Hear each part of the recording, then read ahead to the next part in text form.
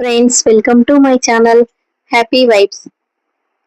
Pregnancy అనేది కేవలం శరీరంలో శిశువు ఎదుగుదల మాత్రమే కాదు, మనసు, ఆలోచనలు, సంస్కారం కూడా పెరిగే పవిత్రమైన ప్రయాణం.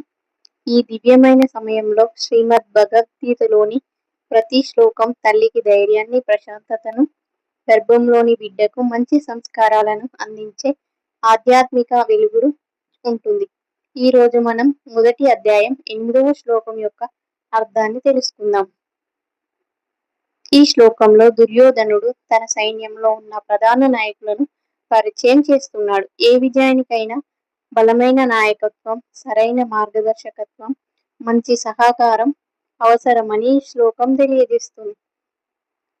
గర్భధారణలో ఈ శ్లోకం మనకు చెప్పే సందేశం ఏమిటంటే, ఒక ఆరోగ్యవంతమైన బిడ్డ జన్మించడానికి తల్లి ఆలోచనలు, కుటుంబ ప్రేమ, వైద్యుల సూచనలు, పోషకాహారం, ఆధ్యాత్మిక భావనలు ఇవన్నీ కలిసి ఆ బిడ్డ జీవితాన్ని నాయకులవుతాయి.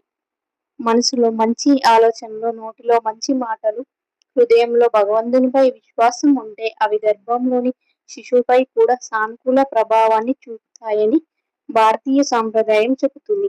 అందుకే ప్రతిరోజు మంచి శ్లోకాలను వినడం, చదవడం, సత్ప్రవర్తనతో జీవించడం తల్లి మరియు బిడ్డ ఇద్దరికీ మేలు చేస్తుంది.